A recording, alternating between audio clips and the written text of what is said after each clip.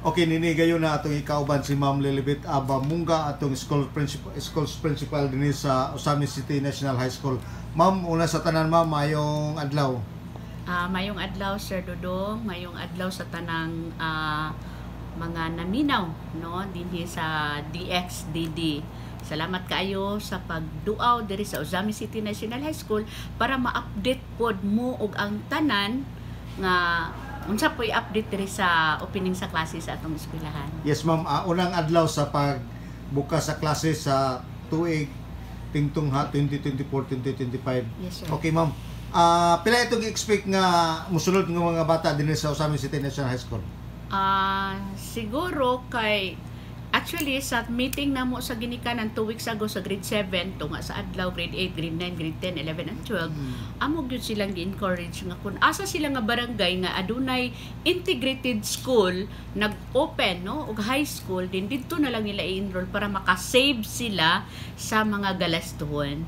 Pero sa pagkakaron ga-expect gyapon ta kay last school year 5,130 man ta. So ga-expect ta karon nga na siguro ta sa mga 4,000. Pero murag daghan-daghan man kay itong kaganihan nangabot. So sa pagkakaroon ma'am, pilayin niyo ang siguro more or less napagyapon siguro to sa 4,000 sa karon kay ang atong senior high school is almost 2,000 naman sila. Then plus ang atong junior high school. So mga 2,000 pa tong nag-confirm kay gipa-confirm man gud sila sa ilang enrollment. Pero kaganihan nakita gyud na to nga daghan jud kay estudyante. So amo lang na siyang karon kay nag-organize pa man karon sila. Nag-orientation o uban pa mangayo ko after lunch sa update sa ilahang mga enrollment sa kada year level. Naman tay mga monitoring heads. Okay, ang mga bata na to ma'am, Osami City ra ba tanan no? Sa diri ra sa Osami City ang atong mga estudyante wherein among gihangyo Sir Dodong, among gihangyo ng mga kuan kinikanan nga kung kita sa ato ang barangay dunay integrated school nga nag-offer og high school ato silang i-encourage nga didto na lang pud sila mo enroll para makasave sila sa pamasahe ug uban pa nga expenses, di ba? Kaysa mo magsakay pa sila, magpriti pa sila padurong diri sa City High, no? So again, kung dunay integrated school sa ilang barangay nga duol ra dito sa ilaha pod, mas maayo nga didto na lang pud sila mag-enroll, no? Okay. Yes. Last year ma'am, pilay itong last year atong mga bata tanan is 5,130. So ga-expect pud ta karon nga mo 4,000 ta kapin kay nang graduate naman tong uban pero ning hangyo man ta nga kun asa nga mo nga barangay nga dunay gi-offer nga senior high dunay gi-offer nga high school o senior high school, mas maayo nga didto na lang pud sila mag-enroll para dili pud ta dasok kaayo din sa ato ang City High ba dayon basig magkakulang-kulang atong mga classroom. Dawaton mo gihapon na to bisag ari diri ganahan sila diri. Yes, dawaton jud kaayo labi na ang City High nag-offer ta sa tanang natay gi-offer sa special program sa journalism. So kung ang bata ganahan siya mag-journalism, so pwede diri siya mo enroll maski glayo ang ilaha nga barangay, no? So kung gusto po siya special program sa science, technology and engineering ni apud ta, gusto po siya mag-special program sa arts ni apud ta. Kung gusto niya nga special program sa sports, nag-open pud ta dinhi. So sa ato ang TBL, no, sa atong Kukiri, so kung gusto nila pwede ra gihapon dawaton lang gihapon sila dinhi. Okay ma'am, sa pagkakaroon wa ba nagkulang ang ato magtutudlo?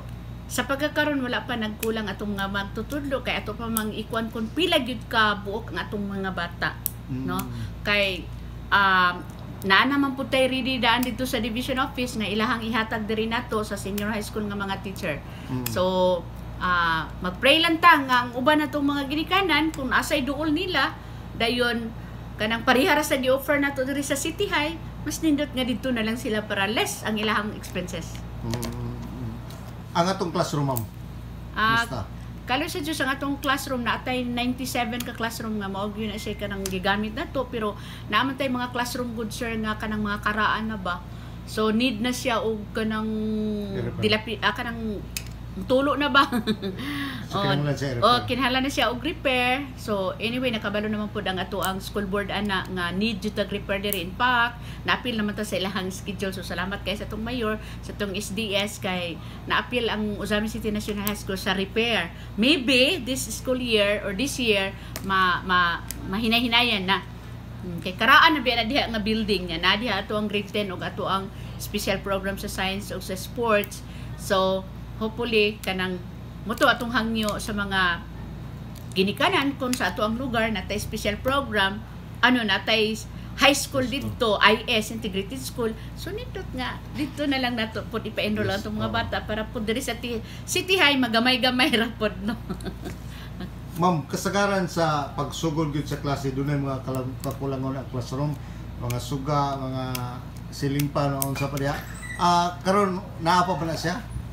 Sa unang panahon kay kuan man to hilik man kay tusanan sa una nga inana no project pero aning after sa pandemic murag wala naman kaayo nangayo og mga project and in fact ang atong eskwelahan basta naa lang gyud MOE nakapalit man gyud like sa atong senior high school na malit man gyud sila og electric fan para sa classroom pero salamat kaayo sa uban nga ginikanan nga kana bang love jud kaayo nila ang ilang mga bata nga kani ilahang classroom ato ning butangan og TV, ato ning butangan og electric fan. So, last school year, nagi mga ginikanan nga nag-project og TV sa ilahang classroom. Believe lang gyud ko ato nga mga grupo sa ginikanan. In fact, murag ning kuan bitaw mi kay basig madak-an sila siya dili ma'am para na sa amo ang mga bata. Ay lang pagbuot. Kay para na sa amo mga bata ma'am nga nindot magud po kayo kung magklase. Wala na bitaw to kay sa unang panahon siga gasulat wala na. So ila na nang i-present na may mga laptop atong mga magtutudlo. Naman sila kaugalingon ilahang personal. So ilang gigamit. So ila na lang i-show. Ang uban TV nga dagko mo nasulod sa ilahang uban projector. So dili na kayo ta magsulat-sulat.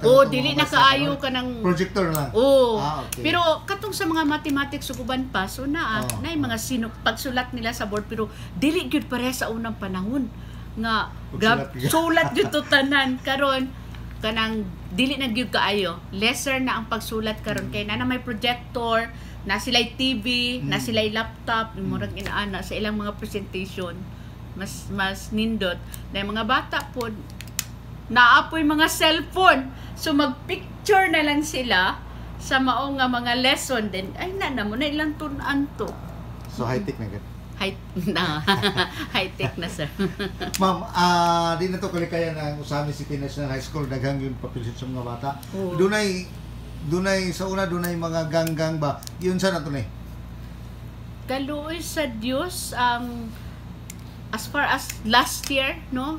Ang sa last year do na to yung sa to nga klase nga gang nga among gi-refer kung taga disa ang bata pag mahibalo mi amo da yung i-refer dito sa kapitan ug ang kapitan mo oy nagpatawag yun sa ginikanan ug sa bata and so far pag after sa mga tunga-tunga sa kuan ting klase wala na may gang nga among nadunggan nga among nakita karon pod wala pud ta kabalo kung unsa pod sa una ganito kay last year grabe gyud ka ito kay di ba pandemic naka-drawing sila bisan unsa lang sa ilahang kuan. So amo man tong gihangyo nga ilang ipa-erase ug uban pa. Pero kalo sa Dios okay naman pod hapsay man gyud kaayo ang atong eskwelahan. Kaloy-an pod ta ba din naa pod kanunay ang atong PNP. Salamat sa atong mayor. Naa kanunay ang ato ang PNP musuri gid siya every morning, every now and then ini kahapon ana gid sila. Okay, ganiha ma'am sa pagbukas sa klase naa ba ang atong yes, na ang atong PNP dayon. In fact, pag mga alas 8 kapin, sulod na dayon sila. Kanang mingaw-mingaw na bito diha. Sulod na din siya, tuyok na dayon sila. Gamay, standby, ana. Standby din sila sa gawas. Ano ba? So, wala pa takabalo karon kung napay mga gang.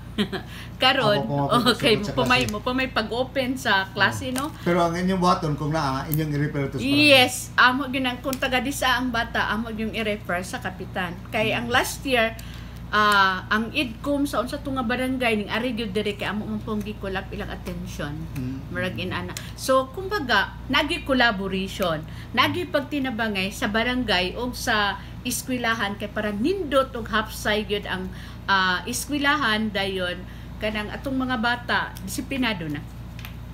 Okay ma'am, salamat kayo basig doon na kay ikadugang ma'am nga wala na ko papangutana.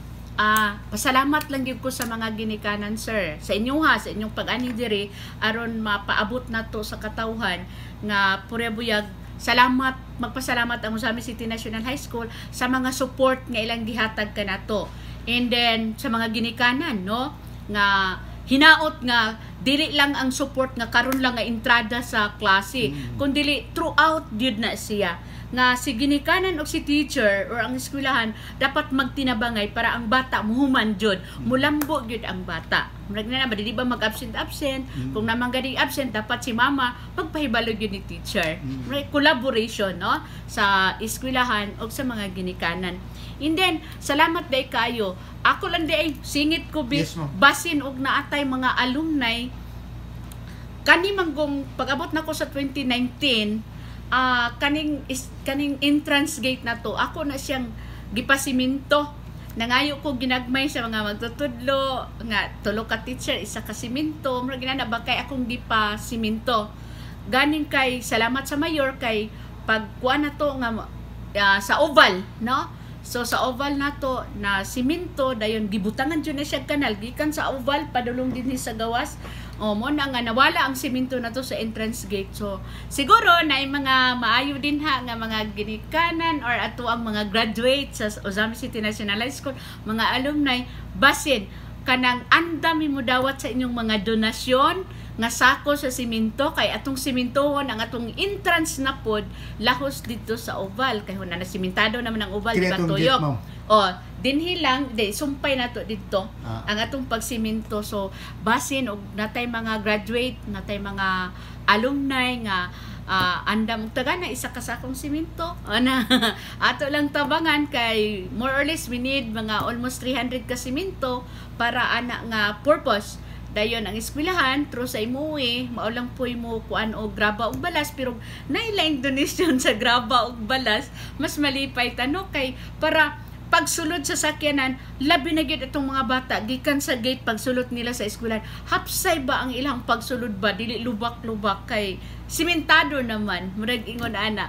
So again sa atong mga alumni basin og or anybody na connect lang ta diri sa eskwelahan kung aduna kitay usa ka sakong simento kay para maapil na mo magamit na mo kay we targeted nga by August magsugod og simento by August pohon. Lagi basig naminaw sila ron katong atong mga alumni diri. Automatic ba ang graduate diri ma'am alumni? Yes, basta graduate ka sa ka eskwelahan automatic ka alumni. Yes, so basig na naminaw to sila karon. So again, sa suporta ninyo sa Ozami City National High School, kami diri magtutudlo ako isip school principal diri naningkamot lang gid nga ang mga bata mahatagan nato og saktong edukasyon uban sa pagbulig sa mga ginikanan ingon man sa atong LGU sa atong dakbayan sa Ozamis o sa ato ang DepEd sa Ozami City. So for that Sir Dudong, salamat kaayo nga gitagaan pud mi nimo og chance diri nga pahatag mi og information para sa tanan. Daghang salamat and God bless. Okay, si Ma'am Lilibet Abamunga atong school's principal din sa Ozami City National High School. Ma'am, salamat kayo ma'am, daghang kayong salamat. Thank you very much. Thank you kayo.